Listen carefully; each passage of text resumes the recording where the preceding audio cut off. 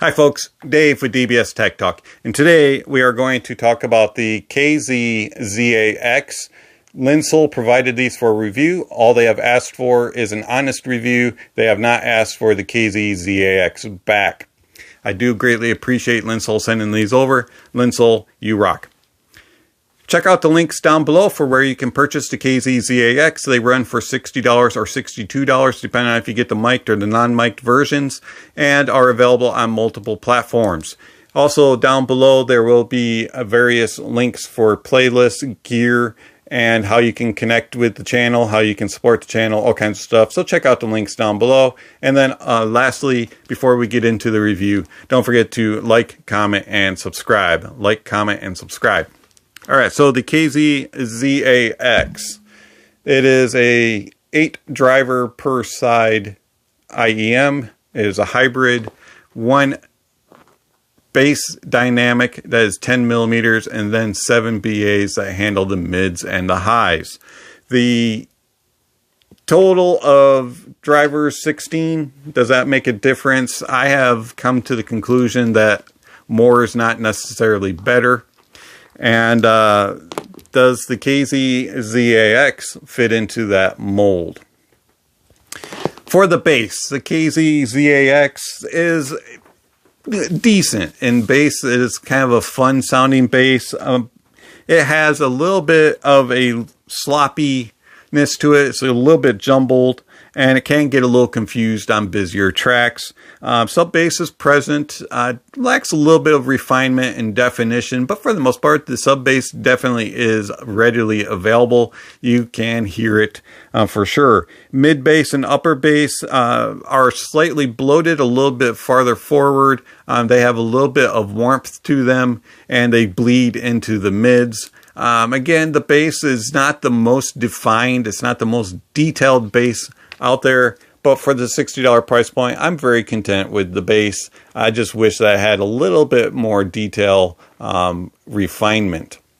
As far as the mids, the mids are uneven. They're not really cohesive. Upper mids are more shouty and I'll have moments of harshness and have quite a bit of grain in them. The lower mids are nice and warm. They're a little bit thicker.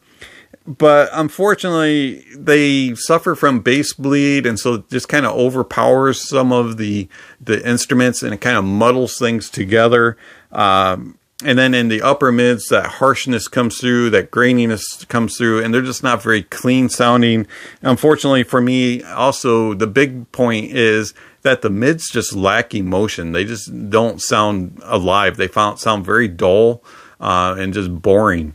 And tone and timbre in the mids is lacking. It has a subtle metallic artificial sound to it, and it kind of sounds enhanced and boosted. It just doesn't sound natural.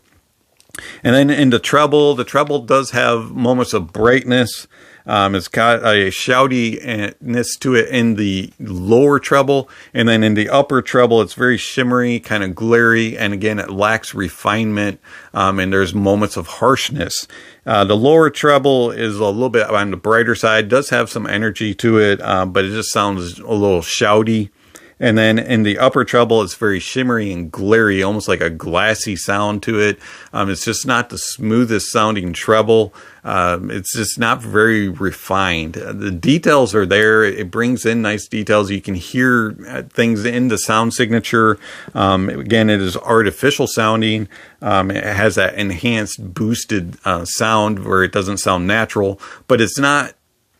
What it really where the flaw is, it's just not very defined. It's just not refined, and it just lacks emotion. It's kind of disappointing. The soundstage and imaging, average, but also it's kind of boring. It doesn't really do anything spectacular. It doesn't do anything wrong. It just doesn't do anything to kind of wow me. It has average width, average depth. The layering and placement is kind of lacking in refinement. It's kind of 3 blobs, so it's left, center, right. There is some gappage in there, so things will kind of as it goes across the stage. And to me, it just kind of lacks emotion. It just doesn't really bring the music to life. It's just kind of there. Everything just kind of sounds meh. Separation, isolation of instruments is okay. It's not the best. It does lack a little bit of refinement and definition, especially on busier tracks. Things can get lost a little bit. It kind of muddles things together. So if there's like a bunch of instruments playing all kind of in the same style of sound or type of instruments, everything will kind of sound the same. So like woodwinds will just kind of sound like a group of woodwinds instead of being able to tell the differences between, like, for example, a clarinet and an oboe, and things like that. Sometimes guitars will all kind of sound the same also. To me, overall, the KZ ZAX is just kind of a same old, adequate, but not worthy, just another IEM and $60 price point. There's a lot of competition in the $60 price point, and to me, the KZ ZAX is just another one to add to the pile. It's just another one that just kind of, you just kind of chuck in there and say, here you go. It's not bad. It's not good. It's just another. Another one that fits that is actually its sibling, and that is the CCA CA16. To me, the CCA CA16 is just about as good, has a couple of differences. The main difference is it is a 7mm bass dynamic driver, so it does lack a little bit more of the impact, doesn't quite have as much of the fun factor in the bass. But on the CCA CA16, in my opinion, the mids are a little more controlled and they're a little more cohesive, but they do have a little bit more metallic timbre and tonality to it because it is a brighter signature.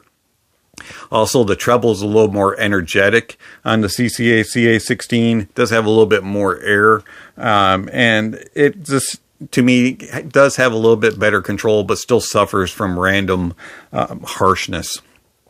Soundstage is very similar between the two, and details are very similar. The ZAX may actually do a little bit better job of pulling out the details and resolving them.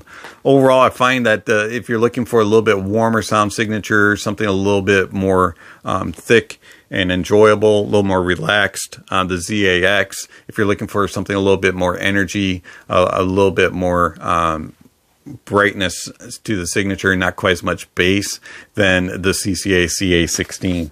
But honestly, I really can't recommend either one of them. They're just kind of just meh to me. They're just both a little the same old, just a little bit boring, lackluster, and lifeless. I don't find myself reaching for them. Instead, if you're looking for something in roughly around the same price points, take a look at Tin Hi-Fi T3, Tin Hi-Fi T2 Plus, Jade Audio EA1, Jade Audio EA3, the FIO FD1, and the Moondrop SSR. All of those, in my opinion, are better than the KZ ZAX, and you'll get more enjoyment out of your music. You also get more of a cohesive sound signature, more pleasantries in tone and timbre, and everything will just sound more natural. So if you just want another IEM to $60 price point to try, ZAX. But if you want something that's going to stand out, I will get one of those others. This has been Dave with DBS Tech Talk. Thank you for watching, and I'll catch you on the next video.